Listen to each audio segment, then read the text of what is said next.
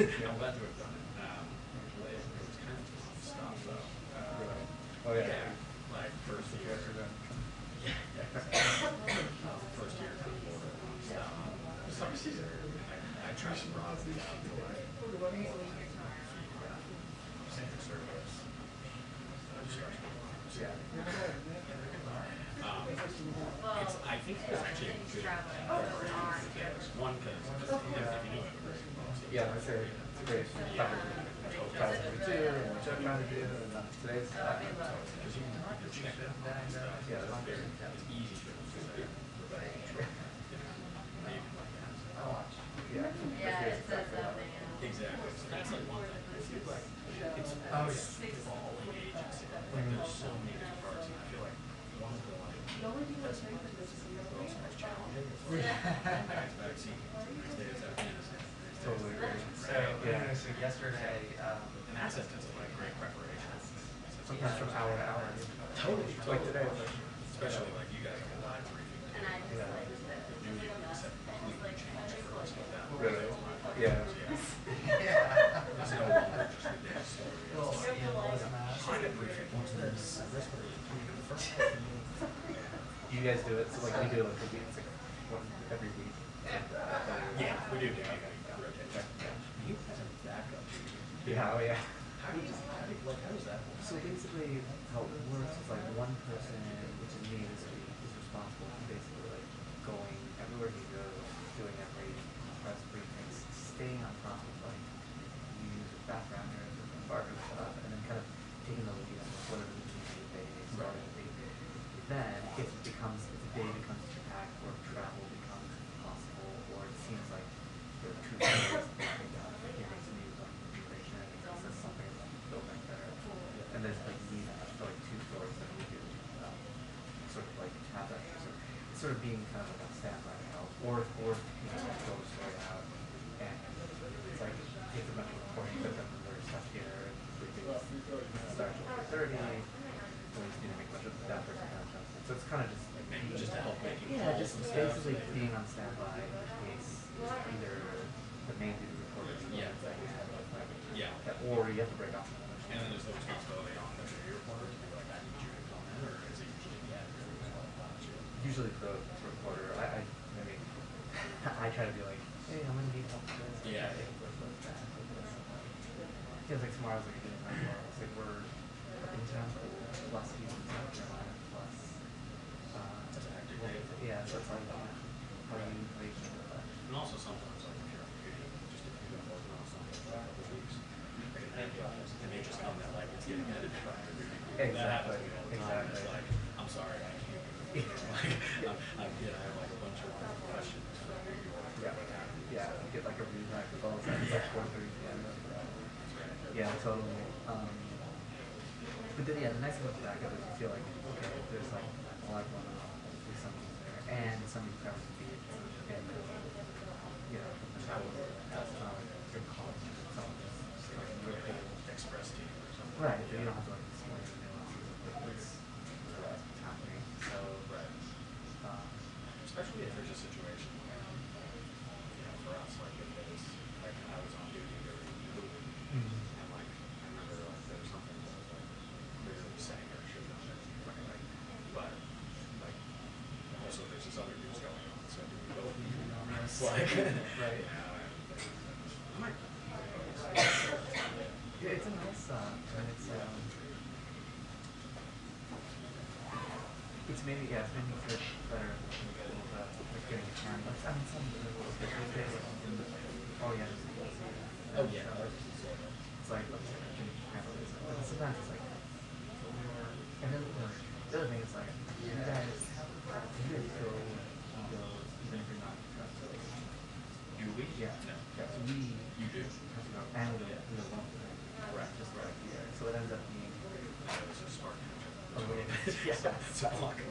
I was sitting next to Ashley, like, I think they like and I was like, it's dead. I love it. So yeah, it's like well the good thing is at least they like started opening up some of the like in Kentucky they did this one thing in history and it was like most of it was cool but at the very end it was Good. open to go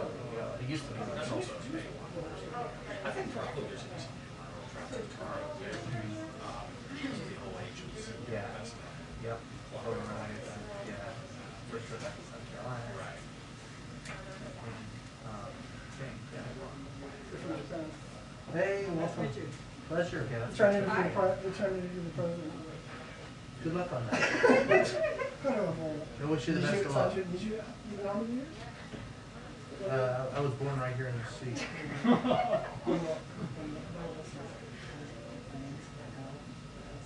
Huh? This is the only independent newspaper in Japan. Oh, pleasure to meet you. I'm Brian. Hi, Alright, pleasure. Karen, thank you. So, you all here just for the day, or? No, no, it's the- Oh, you're now gonna be here. Well, welcome to the soup.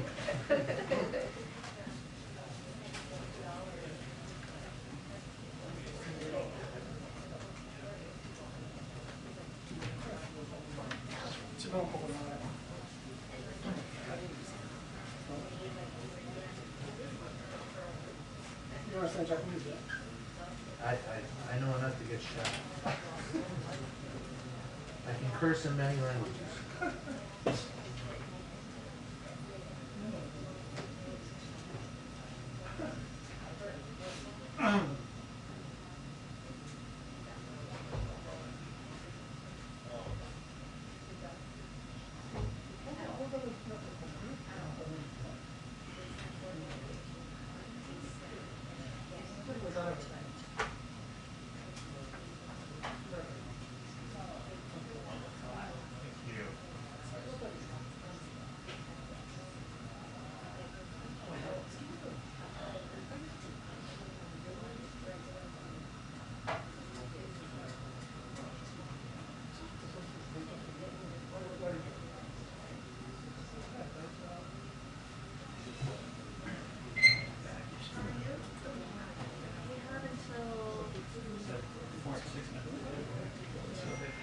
Did they push it back? Yeah, just until 1:30.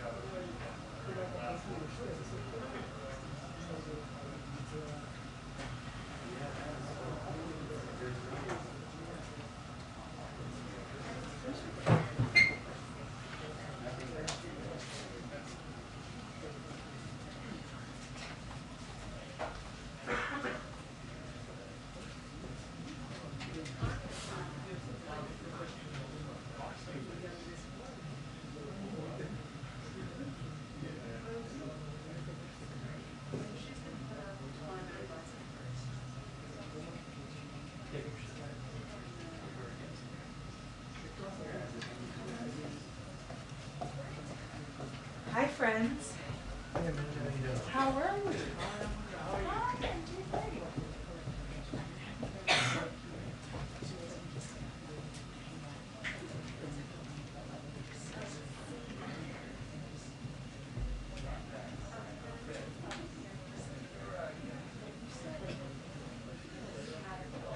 There we go.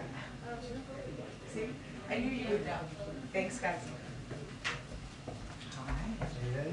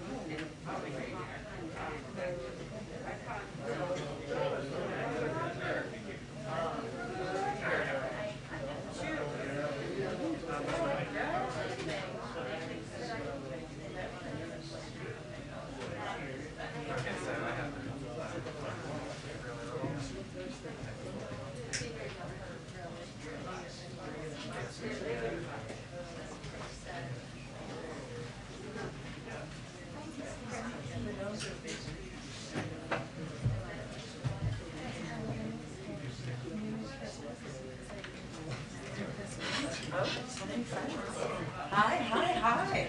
We're getting close, right? Getting close. Yeah, one.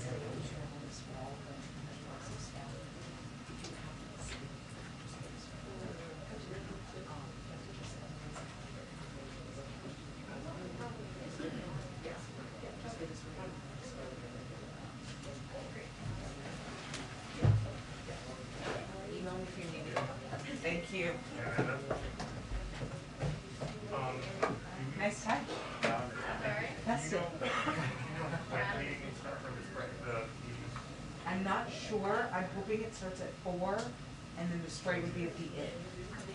Hopefully. Say a prayer. We'll send an update when we have. Great. Thank you. Not the briefing, the president's briefing will go in there.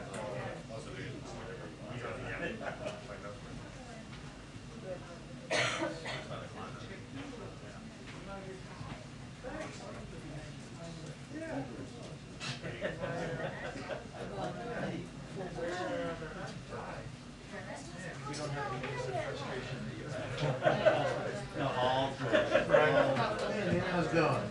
Okay, how are you? Get in there. Merry Christmas. Merry Christmas to you.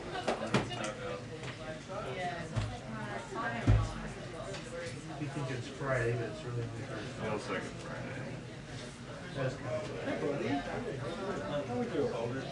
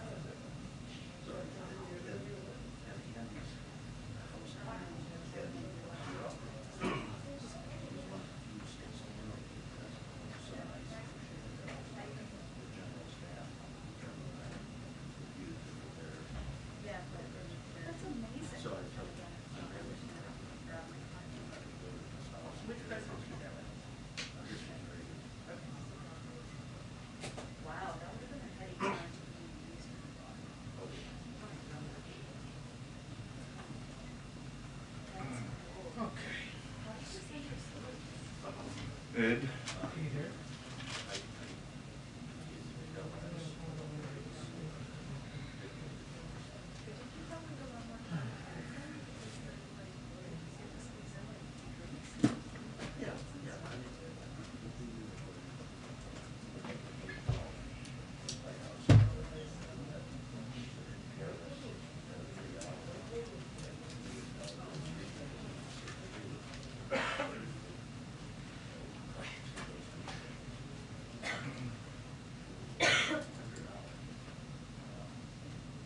About as late as one of these things that started.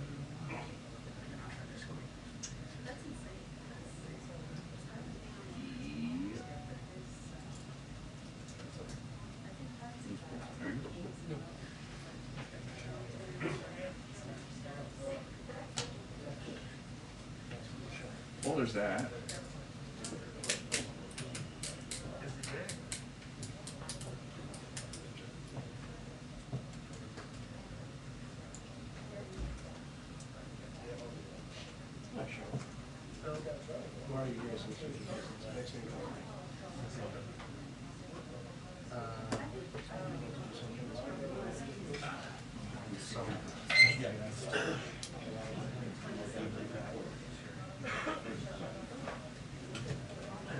Taking any time off. What is? I'll take about a week off. Martha?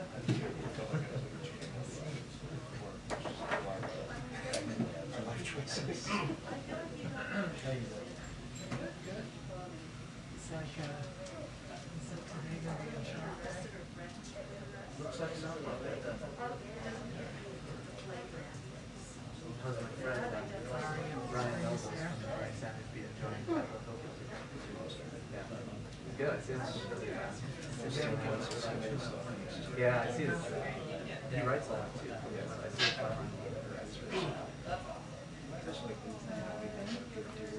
Yeah, such a nice guy.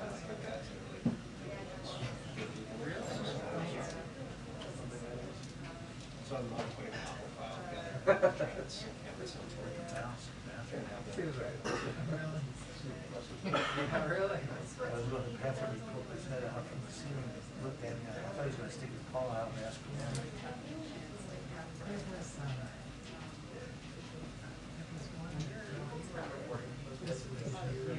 Like, and he sees, like, a year or so ago, that hurt screen. Everybody, I can't remember who it was that got it. Did you read this? No. Because I could totally see Oh, yeah. exactly what is going on. I am always. I believe it.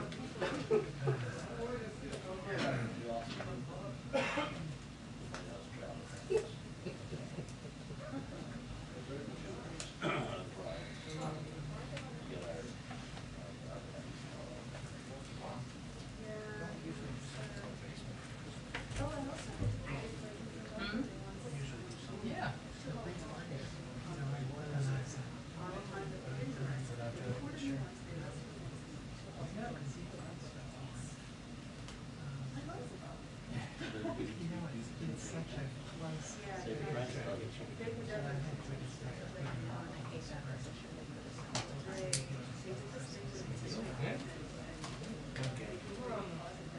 Excuse me.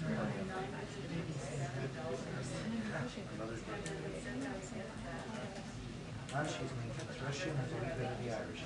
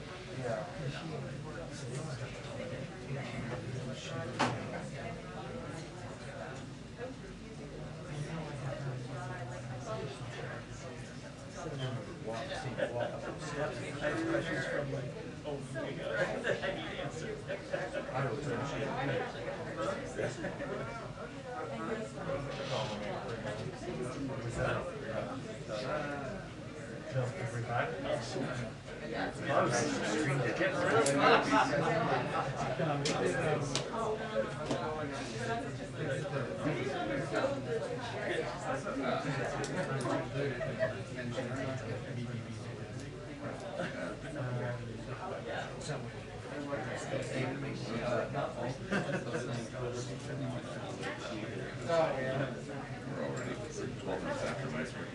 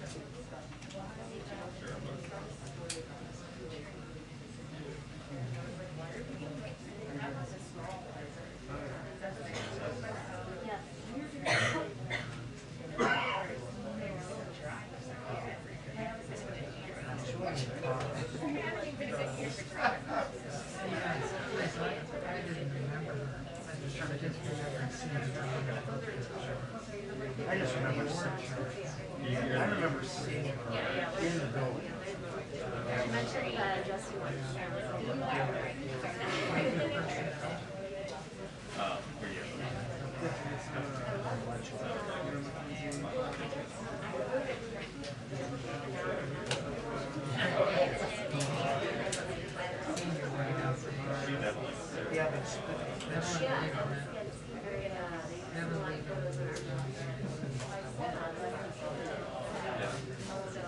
Yeah,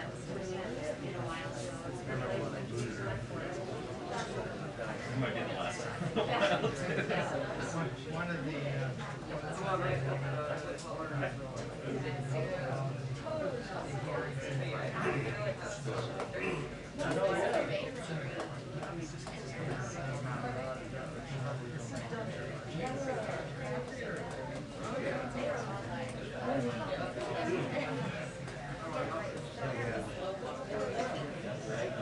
you're getting me on these. I didn't get a chance to take a lunch meeting. I was two of them, too. How you doing? How are you doing? Good, how are you? I'm great. How are you? I'm doing well, April. How are you? All Is right. the Christmas tree back up? It's back up, better than ever. Amen. Is this it, Neil? You feel back better? You feel back better. Does it make America great again? It's part of this Christmas season. I usually try to follow up. Oh, I know. Yeah, I got it on fire, I got it on below, I got everything on.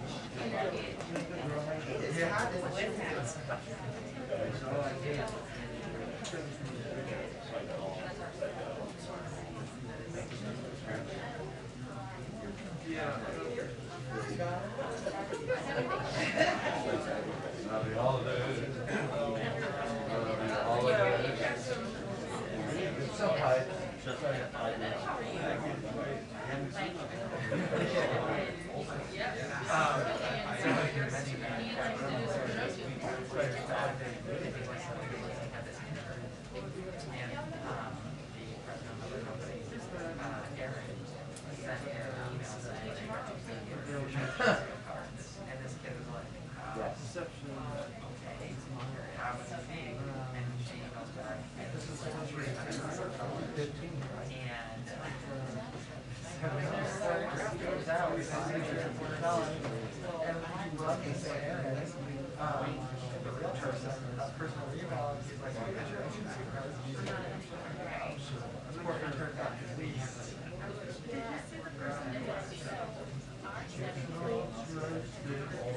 Oh, yes.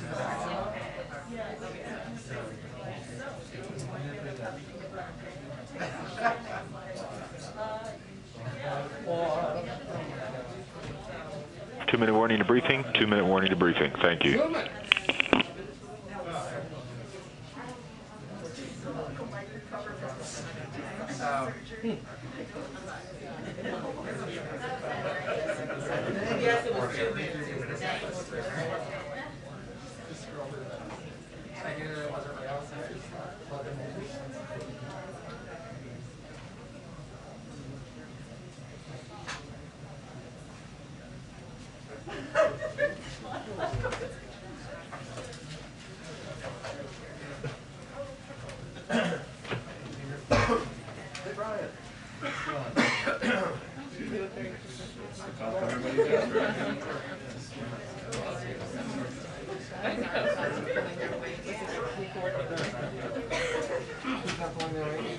First thing was Merry Christmas. You know,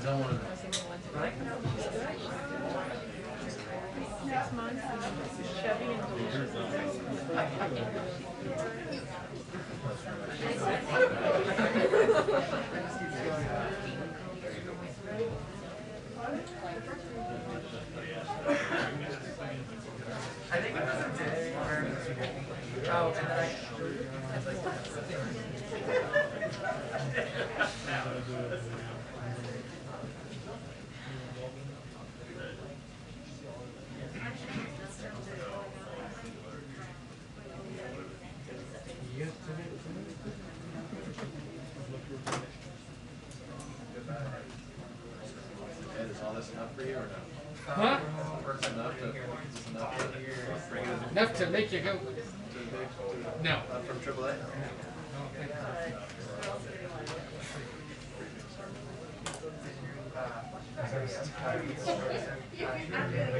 The longer she waits, the more just get us started.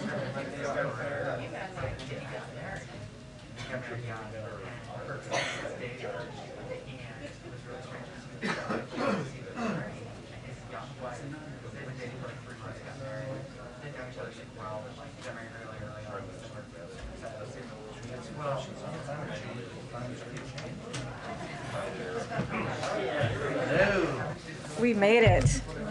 Hello. Heads up, indeed. Good afternoon, everybody. Okay.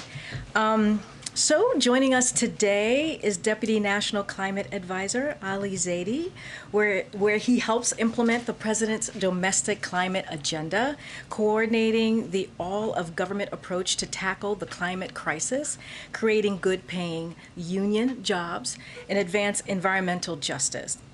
Ali was formerly at Stanford's Precourt Institute for Energy, where he taught graduate students in STEM on economic and technology policy topics related to climate change.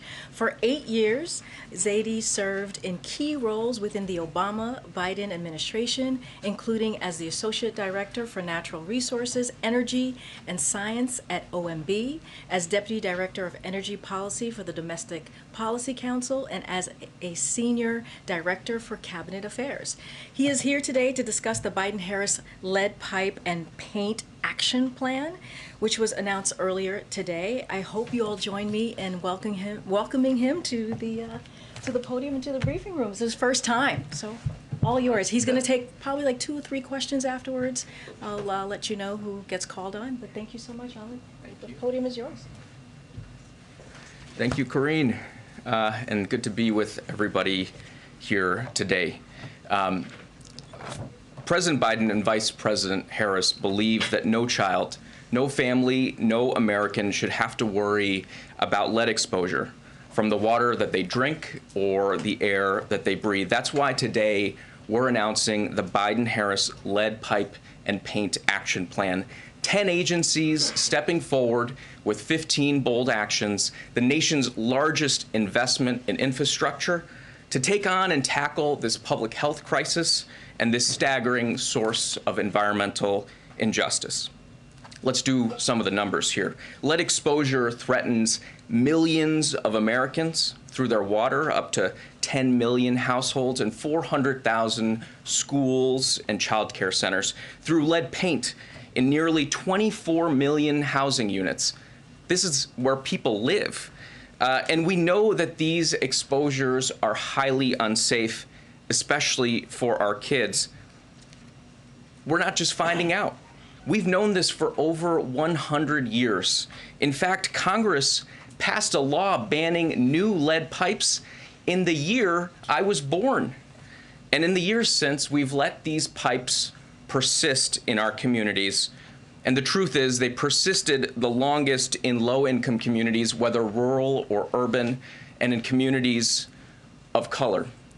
The good news is this: we know how to get after this challenge and fix this problem, and that's why President Biden and Vice President Harris have made replacing lead pipes a centerpiece of the bipartisan infrastructure law, and why today Vice President Harris stood with child health champions and labor union leaders alike to join together and issue this action plan with a new goal to make rapid progress replacing all lead pipes in this decade, working in close collaboration with our state, local, and tribal partners with a focus on communities that have been underserved and overburdened, and in a way that creates good paying jobs, jobs welding and fabricating, jobs fitting and installing these upgrades, jobs in infrastructure that can support a family. Today's action plan has 3 pillars. The first is about getting resources into the hands of communities. EPA is announcing that nearly $3 billion from the bipartisan infrastructure law will be deployed next year in 2022 to replace these pipes. And we're going to tap into the American Rescue Plan that the president passed at the beginning of his administration with its $350 billion in state, local, and tribal recovery funds. Second, the EPA is writing new regulations that will strengthen the lead and copper rule, including enhanced testing requirements. This is absolutely critical that we pair the investments with clear standards about where we need to go. And third, we're marshaling tools from across our agencies, 10 of them bringing actions to the table so that we can tackle this crisis head on. And just as an example, we've got a cabinet level partnership, a bunch of agencies coming together at the very top of the agencies, focused on lead remediation in schools and child care centers. We've got the CDC working overtime to make sure we close those gaps that we have in critical health screening. Across our federal housing portfolio, HUD, USDA, the Department of Interior, we are working to eliminate lead pipes and lead paint hazards. And we've got EPA and the Department of Labor working with local communities, not only to accelerate projects, but make sure that we do them in partnership with unions. Thanks to the leadership of the president and the vice president, we passed a big deal bipartisan infrastructure law, and that's going to help us replace all the lead pipes, and we're excited to get to work. And with that, eager to take some questions. Thank you so much, Ali. Ali, I'd like to ask you about the Build Back Better plan. The plan is certainly clearly at risk right now in Congress. It certainly doesn't look like it's going to happen before Christmas. the climate piece is a good chunk of that. What will you guys do in your office if those provisions don't end up getting passed? And how does the president then intend to proceed with his goals of reducing emissions without it? Jeff, thanks for the question. You know, what we're talking about today, I think, reinforces the case for investing in America. Every dollar that we invest in this challenge to take on the lead pipe crisis around the country yields $3 of benefits. It's going to unlock good jobs. It's going to unlock public health benefits. It's going to help revitalize communities left out and left behind. And the Build Back Better Act does exactly that same thing, a playbook that is focused on boosting our economic resilience and taking on the climate crisis. And we're excited to be involved in conversations that help us move forward. But let me also note this.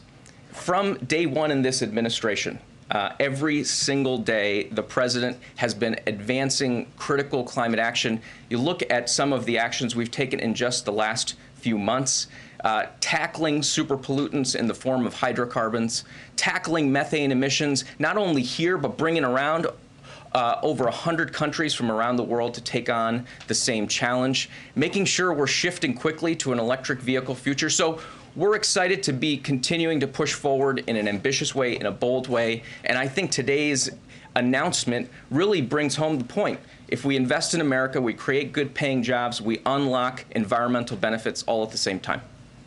Well, just to follow up, what are your biggest concerns about things that may be taken out of that bill, if it passes at all, in the climate space? You know, again, want to focus on what we're doing today because, as I noted, you know, this is action that is long overdue. I think the American people are excited to see us get to work in taking on something that's festered in communities for over 100 years. But we're leaning into every opportunity we've got. The president's been very clear when he sees the climate crisis. He sees the motivation to move with the urgency and pace that's necessary at the scale that's necessary, and he sees jobs. And we're excited to be bringing those jobs into communities, helping sustain families all around the country. Ali, thank you for being here. The president had said he wanted $45 billion to deal with lead pipes and to deal with this issue in the infrastructure bill. Obviously, he got closer to $15 billion. You guys say that's still enough to deal with it 100%. How is that the case if you only got a third of the money you were looking for? Absolutely. Thank you for raising that question.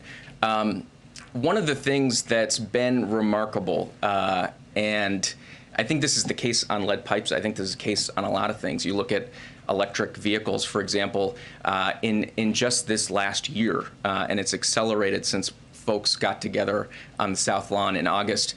We've had the Detroit 3 invest almost $100 billion into the electric vehicle future. The strength of this president's leadership, the certainty and clarity with which he has projected the vision, I think is bringing folks to the table with resources and creativity. And one example of that creativity is the American Rescue Plan, which included $350 billion to support state and local governments. We've got folks in Milwaukee who now have $6 million from that ARP funding that's supporting job training to help replace lead pipes. We've got folks in Duluth, Minnesota, $11 million from that American Rescue Plan going towards lead remediation. I grew up in Erie, Pennsylvania, so I'm particularly excited about the $6.5 million that Governor Wolf helped unlock so that Erie can get after some of the lead gooseneck issues that they've got in the community. So one, we are seeing folks sprinting in this direction right now, right away. The second thing, and this is where the action plan comes in, is we've been working really hard to make sure that we're being inventive and creative in the way we go after this challenge. That means creating regional technical assistance hubs. It means making sure that we're standardizing contracting. We're using the best technology. We're using data tools to help bend the cost curve, because this doesn't have to cost as much as it's always costed. We have been learning along the way, and it's time to harness those learnings to deliver the solutions that the American people are looking for. April? Crunching the numbers a little bit more and drilling down a little bit more. When you talked about different areas, a lot of it's a heavy lift when it comes to piping and infrastructure and going into houses, going into streets. And then you have the paint in homes that's easier to remediate. Over these 10 years, can you give us the numbers, the anticipation of numbers that we're going to see when it comes to the remediation of pipes, lead pipes, as well as payment? Could you give us the stats that you have? Yeah, absolutely. We know today, we estimate that there are 6 to 10 million homes that are impacted by lead service lines, and we need to do everything that we can to move as quickly through that challenge as possible. But we also recognize, and I think it's important to be transparent about this, that a little bit of this is mapping the topography of the mountain as we're starting to climb it. We have to go out there. We have to collect the data. There are communities around the United States where we don't know where the pipes are. So those are estimates. We need to figure that out on the front end. That's why we're investing in the data and the community engagement to figure that out. But the goal is very clear. Within this decade, making sure we're getting after that challenge. And on the lead paint front, that is a place where we need to continue to accelerate and marshal investment. It's something where the Build Back Better plan actually does invest dollars, and we're using the resources we have already available to us. Talked about HUD, USDA, and also the Department of the Interior, which works in Indian country, making sure that we're making those resources available. But as you talk about climbing the mountain, do you still at least have a baseline of what you want to see accomplished over this decade? Yeah, the baseline is this. We've got $15 billion of funding in the bipartisan infrastructure law. We're going to move $3 billion of that next year. We're going to leverage that significantly. We're going to mobilize the resources we're already mobilizing through the American Rescue Plan that are creating jobs right now and improving quality of life and health conditions in communities like Duluth, like Milwaukee, like back home in Erie, Pennsylvania. We're excited about that work. Just real quick, Ali, and thanks for being here. You say $3 billion of the $15 billion will be sent out next year. Do you yet know when precisely, approximately, the first lead pipe will actually be removed from the building and replaced with a new one? We are seeing, Ed, thank you for the question, and I remember you from your federal eye days, so good to see you. It is throwback. It is so important that we start making this progress right away.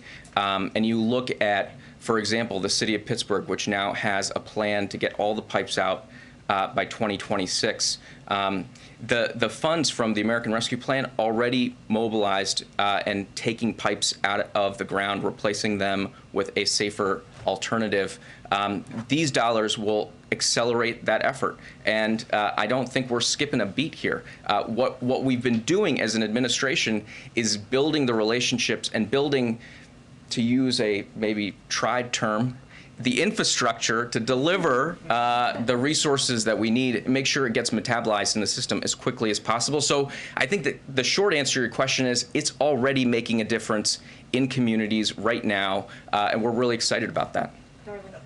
Thank you for being here. Could you address environmentalists, their concerns about the plan just setting a goal for removing the lead service lines versus mandating that these lines be removed? Can you explain why the administration has gone that way and not? Absolutely. I'm really, I am as an environmentalist, appreciate you asking that question.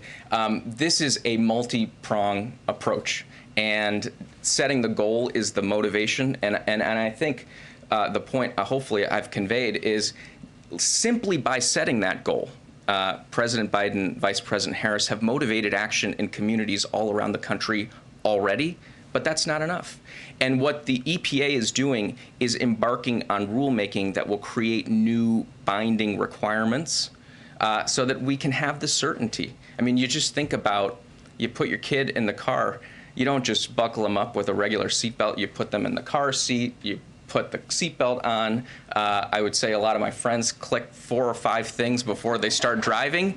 We're going to invest. We're going to set standards. We're going to bring technical assistance. We're going to be there shoulder to shoulder with folks as they take on this challenge. And the EPA is doing that. And just to speak to the EPA process, on day one, the first day of this administration, the president signed an order reestablishing the scientific integrity of our rulemaking processes. And so that is what's going to dictate the process. But the goals are very clear, and I think you heard them from Michael Regan, our administrator, how vigorously the EPA intends to develop standards, requirements, to make sure that we're delivering on the target. Okay, we're going to take two more, Phil and Zolan after. I'm going to follow my good friend Jeff's lead and broaden it out a little bit, if you don't mind. Given the scale of the administration's climate ambitions, of which this is very much a good example of, have you guys felt any constraints on the regulatory side by concern over securing one vote in particular in the United States Senate in terms of what you're able to do, how far you're able to go in terms of your agenda on the climate side broadly? You know, one of the things that's been constraining, and I don't think folks write about this enough, is the incredible hollowing out of the U.S. government as we came in. And one of the things that folks at EPA and other regulatory agencies have had to do is build up that strength, that capacity to be able to do the analytical work to underpin regulations. To the point earlier, we've got to make sure that these regulations are grounded in the best science and the best data, the best engineering work. But if you look at our record, you know, I just tick through some of the sectors. You look at the industrial sector, we finalized regulations that will take hundreds of million metric tons out of the air in the form of hydrofluorocarbons avoided. You look at the oil and gas sector, we proposed the most sweeping methane action strategy and rules requirements around reducing methane emissions. And we went and we galvanized the rest of the world to come along with us, over 100 countries joining that ambition. You look at the auto sector, which is going through transition. We've been at the table, and this is because of the leadership of the president and the vice president. We've been at the table with the automakers, with the environmentalists, with the engineers, with the scientists, and with our brothers and sisters in the UAW, and we forged historic standards that will reach further than ever before on electric vehicles and on fuel economy.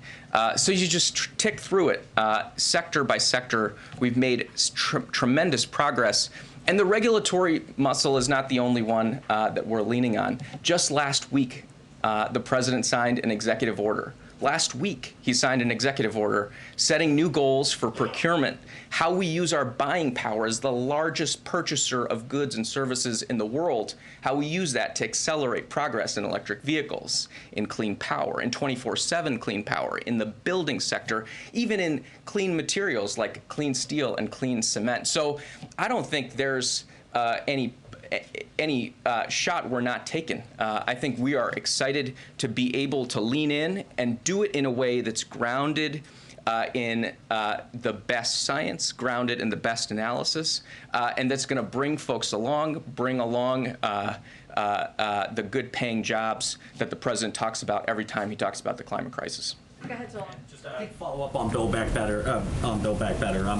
There's multiple reports that Senator Manchin is objecting to, including drilling bans off the Atlantic and Pacific coast, as well as Gulf of Mexico. How significant of a loss would that be? What is the White House doing to keep those in the bill? And just separately, a ban on drilling in ANWR is still in the package. What is the White House doing to ensure that that stays in the package? Well, let me talk a little bit about what we've been doing. You know, this is a president that came in and right over there signed back the protections for Bears Ears, an incredibly important national monument and Grand Staircase Escalante. He halted leasing in the Arctic Refuge and in Chaco Canyon, important places to protect for posterity. He set the first ever national conservation goal.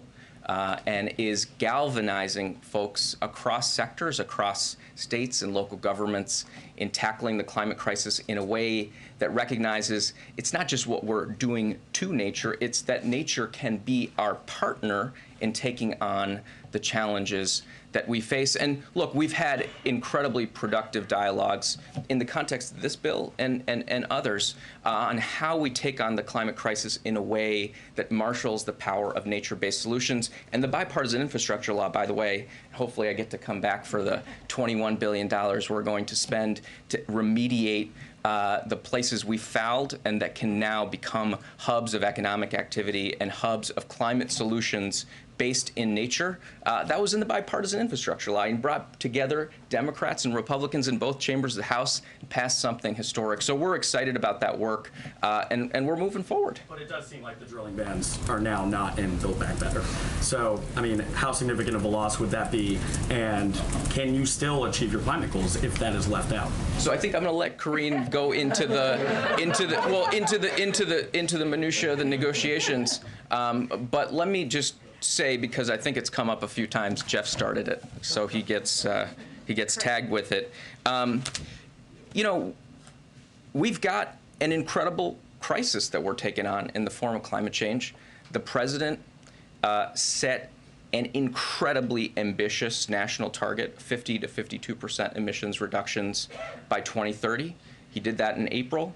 And we have done everything we can to pursue the multiple pathways that are available to us in every sector. There's no silver bullet when it comes to the climate crisis, but there is a thing as being too late. There's a thing as not being ambitious enough, and we're trying to make sure that we are as ambitious as we can be, leaning into every opportunity we've got in front of us. And I think today is a great example of recognizing the intersections of these policy areas, recognizing the opportunity that's embedded in the crises that are in front of our communities, and being, as I think a president and vice president model for all of us, happy, excited warriors chasing after the prize here, which is to be partners to the American people, and oftentimes folks who have been left behind and looked over. So we're grateful to be part of that work. Awesome. Thank you so much, Ali. Thank you. He has to go. He has to go. Thank you, Ali.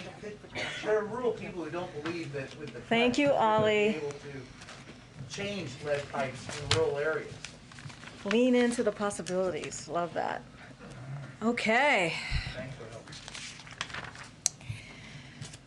Okay, I have a couple things for everybody at the top, but first I want to welcome the members of our Domestic Policy Council who are here. I'm continuing a tradition that Jen started earlier this week in welcoming some staff members here, and also the climate team. They do amazing work, and we couldn't be here without all of the policy, wonkiness that you guys do. So thank you so much and welcome. Okay, a few things at the top. I think there is there's a chart. We know we love charts here. Today we received further evidence that our jobs recovery is one of the strongest ever. The average number of Americans filing for unemployment over the last 4 weeks is now at its lowest level since 1959. As you see, 69, pardon me, 69, giving ourselves 10 extra years, but I meant 69 here. We've added nearly 6 million jobs this year, the most any first-year president in history, and the number of people receiving unemployment benefits has dropped from 18 million to 2 million since President Biden took office. Thanks to the American Rescue Plan and our successful vaccination program, Americans are back at work at a record-setting pace. And families have more money in their pockets. Americans on average have about $100 more in their pockets each month than they did last year after accounting for inflation.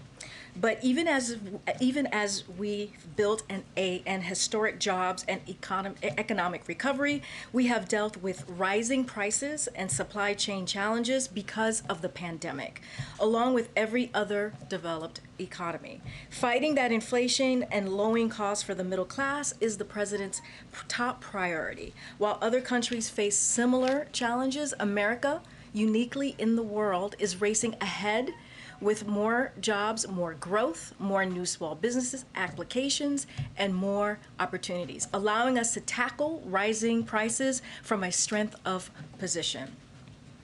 President Biden has taken strong progressive measures to combat these actions with a port action plan, the largest release from our Strategic Petroleum Reserve ever, and actions to combat anti-competitive price gouging, including the industries that affect food prices. And today, the administration builds upon the president's port action plan and recent investments in our nation's marine highway system with new actions to strengthen America's trucking workforce, another critical link in our supply chain. So over 70% of American goods are shipped by truck, and in most communities, trucks are the only form of delivery. The Truck Action Plan will cut red tape, make it easier for people to get commercial licenses, expanding trucking apprenticeship, and launch outreach efforts to recruit new drivers, including by reaching out to veterans who already have the skills and experience to fill these jobs. This is the largest action the administration is taking to address supply chain blockages with the goal of reducing prices. So this is a big day for the administration. Lead pipes and taking on the supply chain with the trucking, our truck announcement. Yesterday, the Department of Education released new data showing that 99% of students are enrolled in full-time in-person learning this school year. The data shows that not only did schools open their doors to offer full-time in-person learning this year, but that nearly all students and parents actually chose to come back as well. This is very good news and in alignment with one of the president's top priorities. It's why he pushed so hard to pass the American Rescue Plan, which is giving schools funding to continue implementing mitigation measures, as well as help get students back on track. This week, Secretary Cardona also visited Baton Rouge and highlighted how American Rescue Plan funds can be used for tutoring, hiring additional educators, and putting in place other supports to help students recover and accelerate their learning.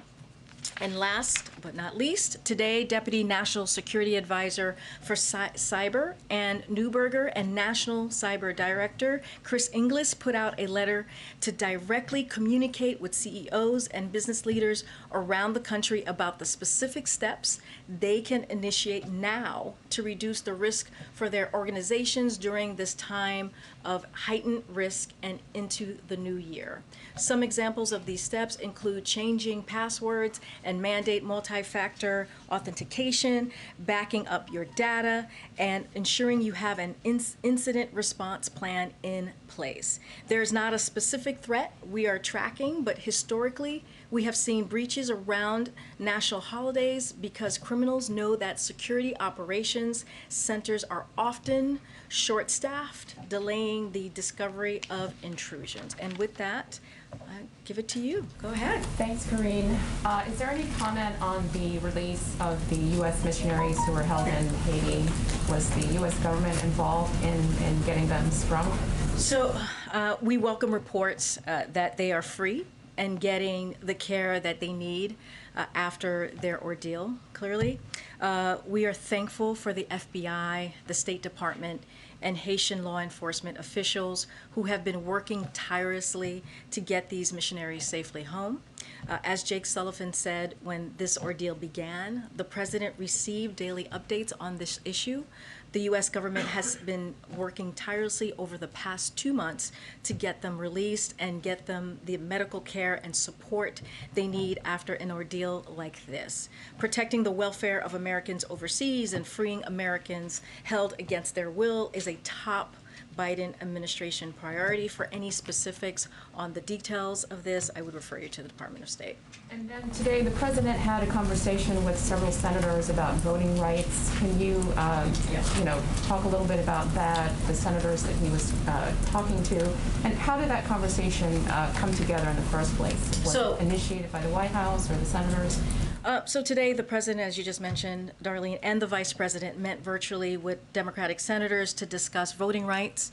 The senators provided an update on their progress, and the president and the vice president reaffirmed the importance of acting to ensure that every American can vote and have that vote be counted. The members they spoke with include Senators Schumer, Kaine, King, Klobuchar, Manchin, Merkley, Tester, and Warnock. The president has been getting regular updates on this from his team, who all of us have made voting rights a priority. And one last one.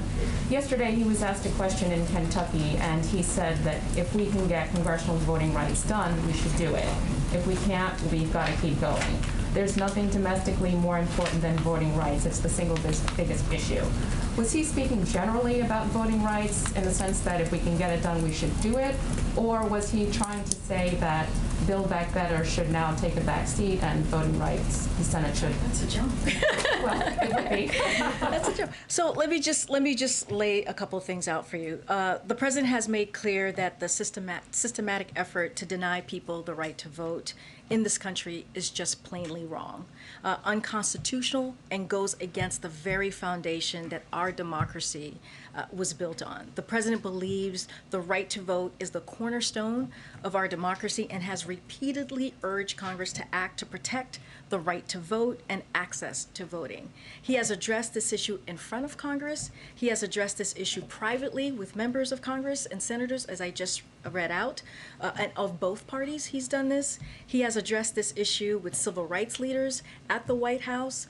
And so, protecting the cornerstone of our democracy should not be a partisan issue, but sadly, what we're seeing is that this has been the case. So in the past, voting right has been a bipartisan issue. So my question to Republicans are, how has this changed? Why has that changed? So as the president said yesterday, to your point, there's nothing more urgent than passing voting rights and getting that done.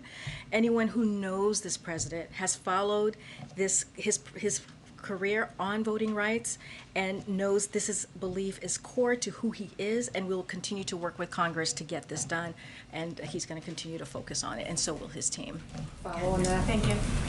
Earlier this week, the White House described talks between the president and Senator Manchin as constructive and productive, but sources on the Hill say that these talks have actually been going, very poorly, and it does now appear that Build Back Better doesn't have a path forward this year. So I'm wondering, how now would you describe the conversations between the two, and what, again, were those areas of productivity earlier this week? So, as you all know, we don't go into specifics. We have a policy of not talking about private conversations, and even Manchin said that himself. Person-to-person conversations should be kept private. So the president discussions with lawmakers outside of readouts that we have, usually we keep that promise. So I don't have any more details to offer beyond what we've said this week. The president is determined to get this done as soon as possible. We're talking about cutting costs for American families. We're talking about child care, elder care.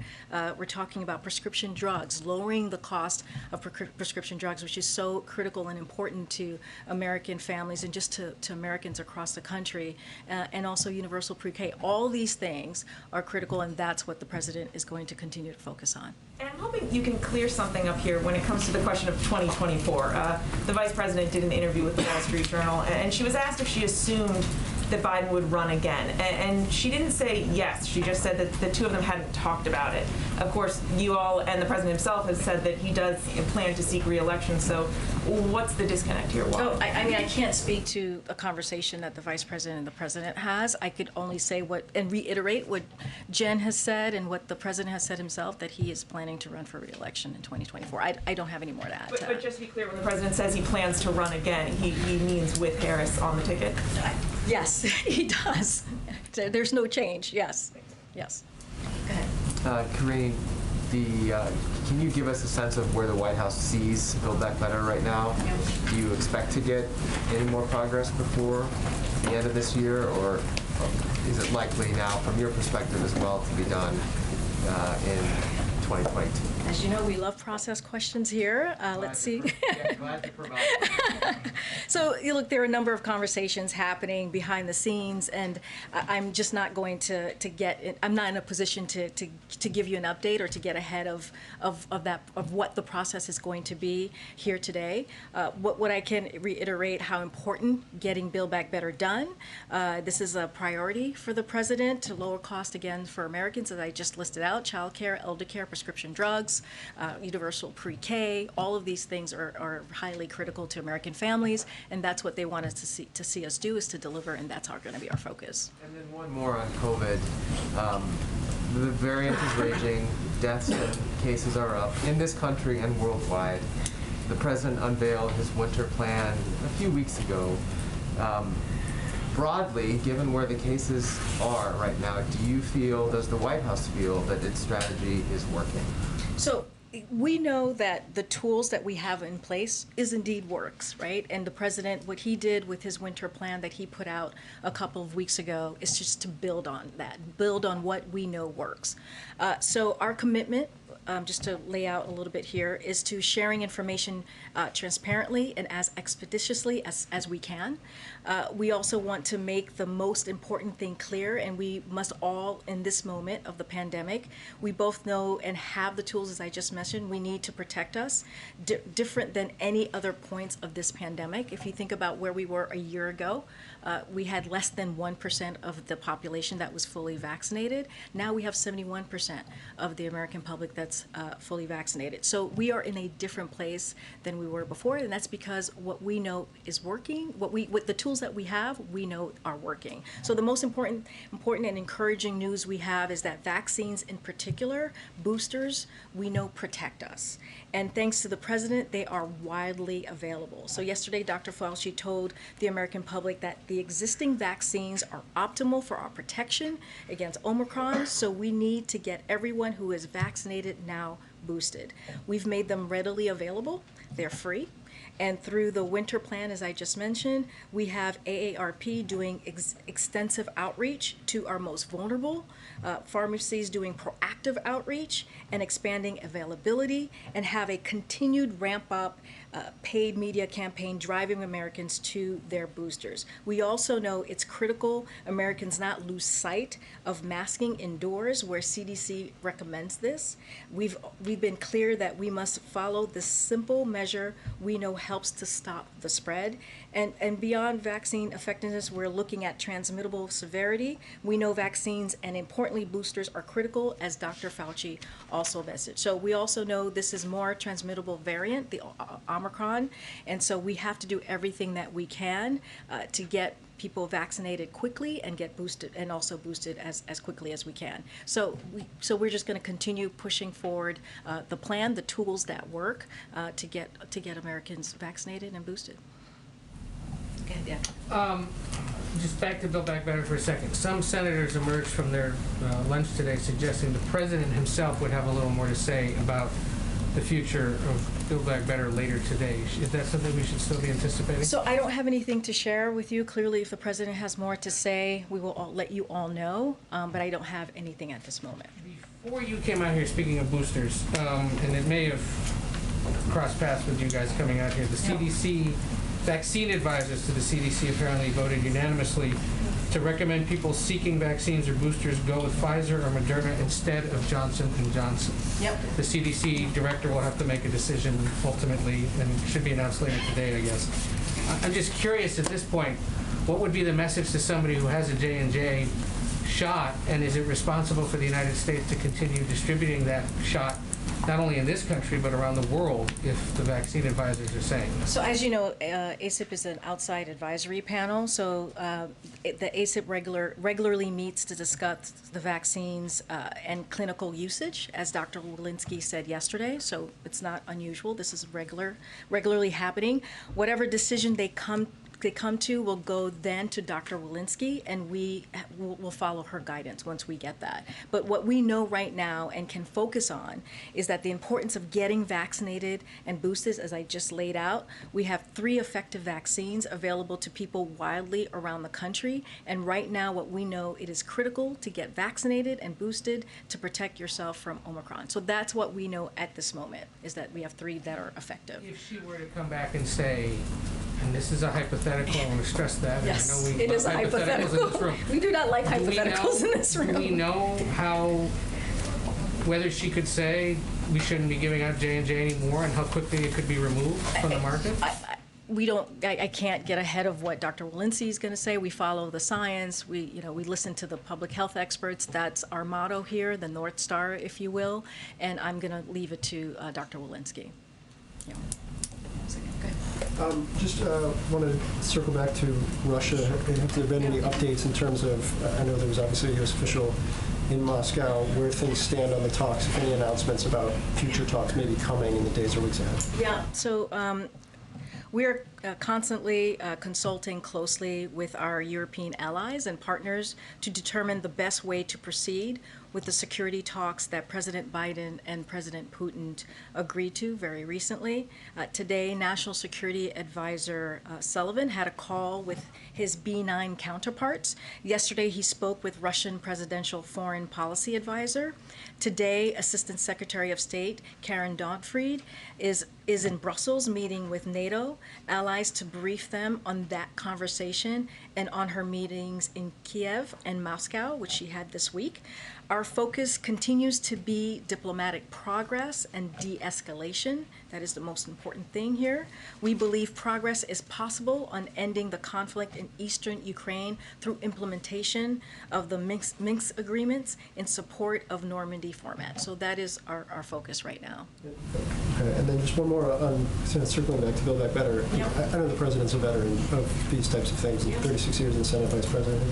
Does he view this as just kind of a step in the process? Is it a setback? What's kind of his perspective on where things stand right now in these talks? Yeah, so I just to step back for a second and look at the big picture of what we've been dealing with here.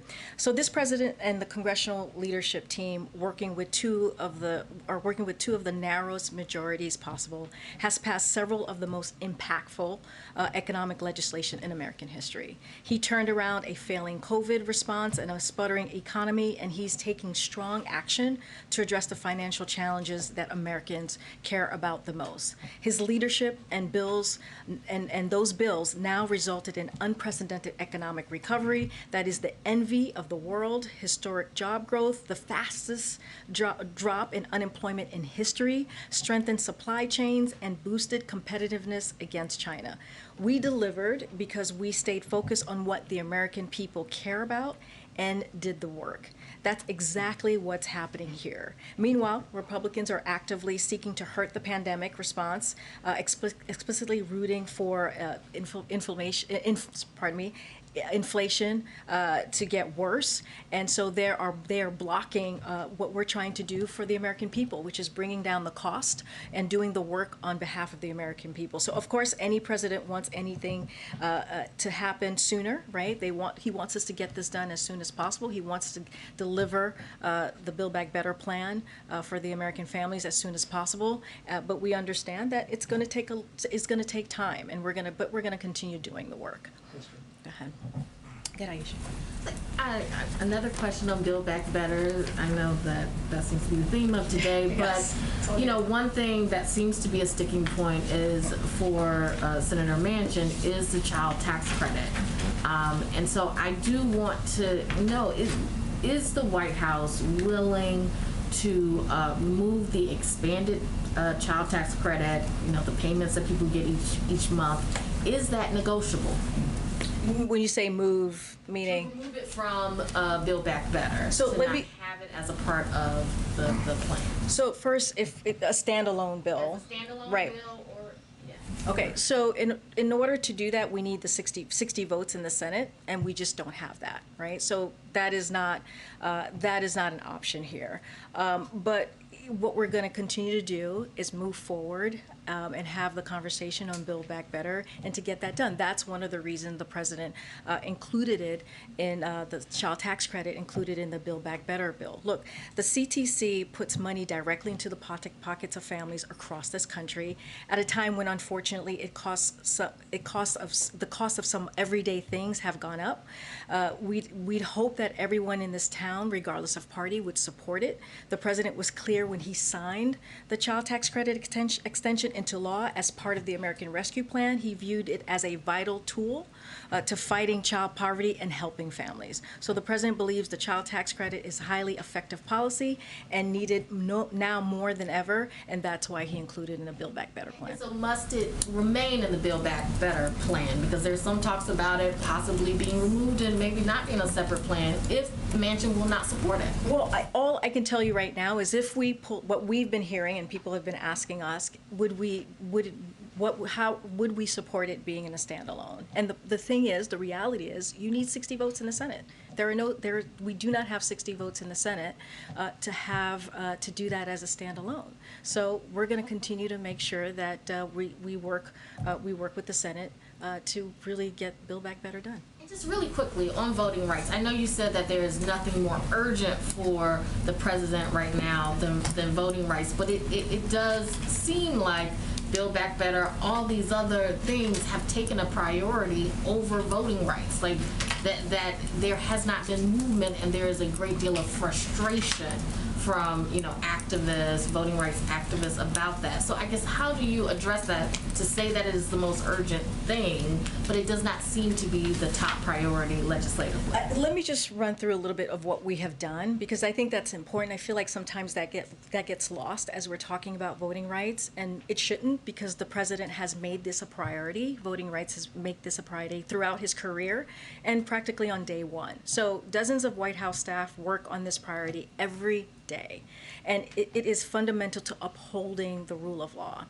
You all heard the president speak about this at length at the 10th anniversary of MLK's memorial, which was not too long ago, decrying the big lie and making the case for voting rights legislation. Here's what we've also done, because we are not waiting for legislation. We wanted to make sure that we moved forward very quickly and got some of these things done. So the president's historic executive order in March, which he signed on Bloody Sunday, and which agencies have now submitted action plans for, leveraging the power of the administration to protect the franchise and make it easier to vote. That's one.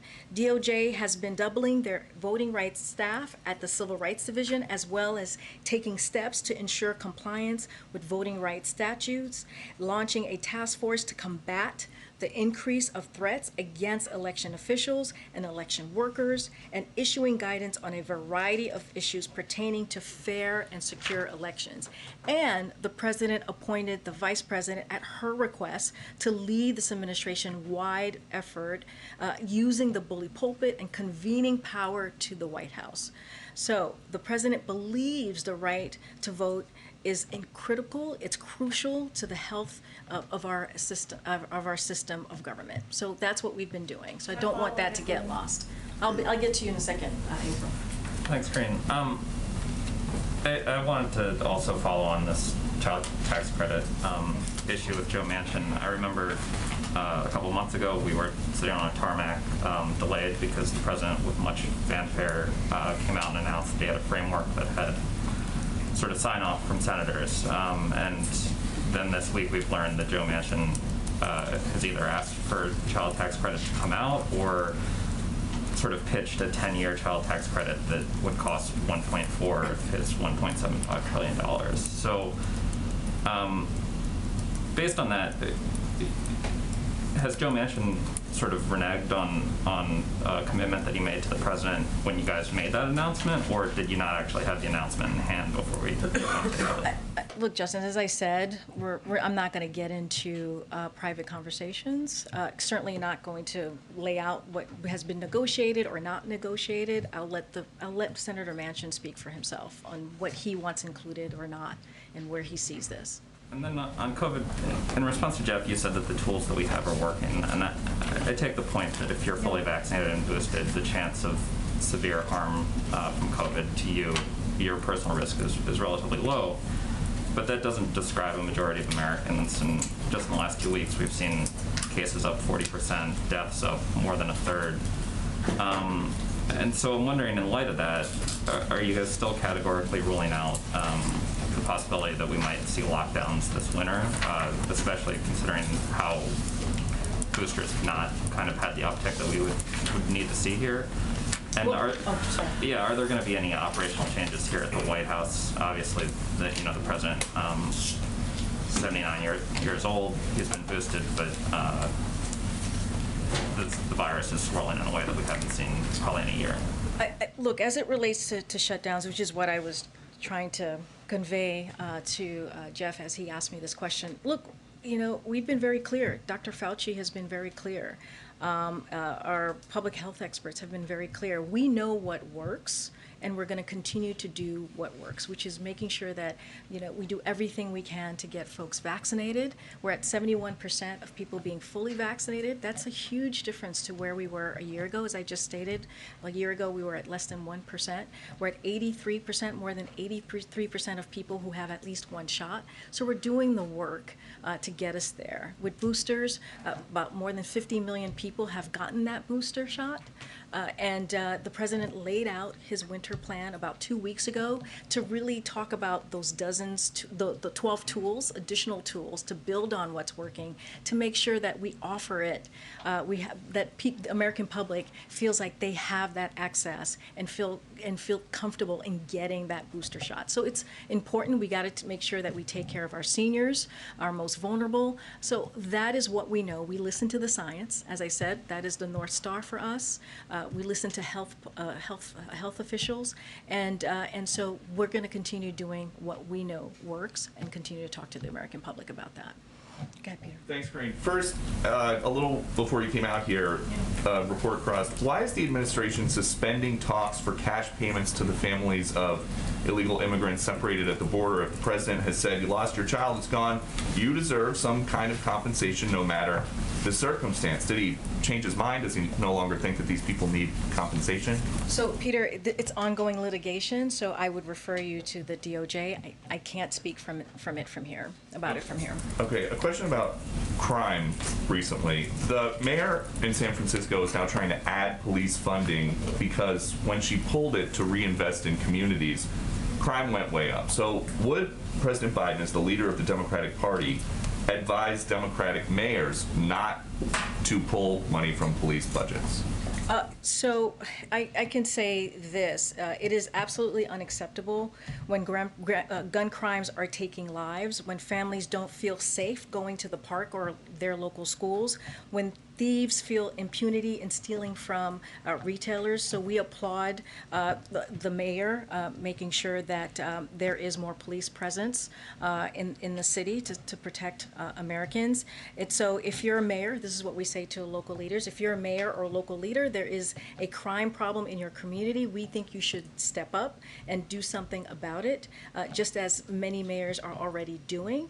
And we've made clear that we're going to offer federal support to help you do that and to keep communities safe. As just one example, the Department of Justice announced last month grants to help put 50 more cops on the beat in San Francisco and funding for over 1,000 more community-oriented policies roles nationwide. The president has proposed doubling that program. So we want to make sure that that mayors and local leaders do indeed step up and make sure that they're protecting their community. And then just one more topic really quick. We got to wrap it up. Okay, just quickly, Yeah. Why is President Biden telling people still that the vaccinated cannot spread COVID? Can you say more? Yeah, in a local interview on Tuesday, he said, how about making sure you're vaccinated so you do not spread the disease to anybody else? The CDC says people who get vaccine breakthrough infections can be contagious. Well, I'll say this. I didn't hear this interview, so I would have to see it in its full context. What I know and what the president believes is that we have to listen to the science, we have to listen to our public health officials, and that's what the president believes. Thank you.